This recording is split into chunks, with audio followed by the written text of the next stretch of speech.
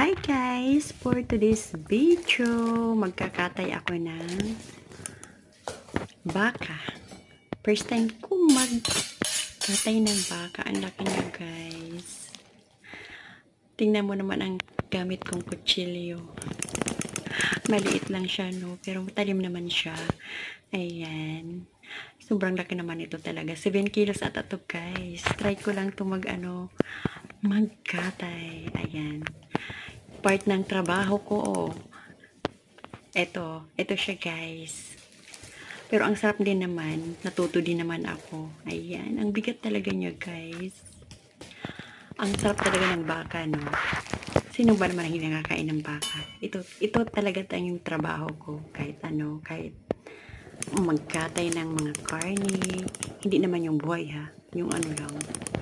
Ito 7 kilos siya guys. Ayan, hinati-hati ko lang siya, tigawang kilo lang yan guys.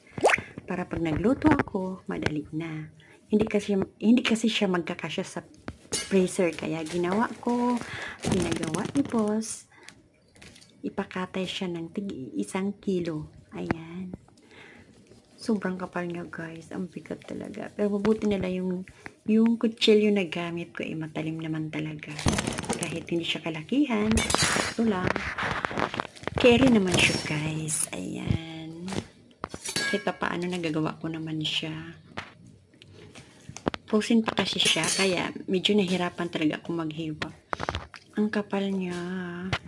Ayan guys. Nakakain na ba kayo ng baka? Siyempre naman nakakain na kayo ng baka. Ang sarap nga naman talaga yung baka. Ang mahal talaga ng baka na ngayon, no? Ang mahal talaga ng kilo ng baka. Sobrang sarap talaga naman kasi. Ayan. Pero dito sa amo ko, wala lang kasi, alam mo naman pinayaman, wala lang. Pero sa atin, nako, sa probinsya yan, nako, isang buwan, ewan ko kung makakain. Pero dito sa amo ko, normal lang ang kumain ng baka. Yan na nga. Ay, masarap naman talaga, pero sa may mga, dyan, hinahinay din lang sa pagkain. Kayo dyan, kung mahilig kayo sa baka, okay lang kumain, basta wag sobra. Sobrang taba naman kasi ito talaga ng baka na ito. Grabe. Ayan, nakagawa na ako, tig 1 kilo yan. May sobra naman, pero tansyado lang naman yan. Kasi nga naman, ang dami. Hindi ko matatansya yan. Ang laki. Ayan guys. Malapit ako matapos. Kalahati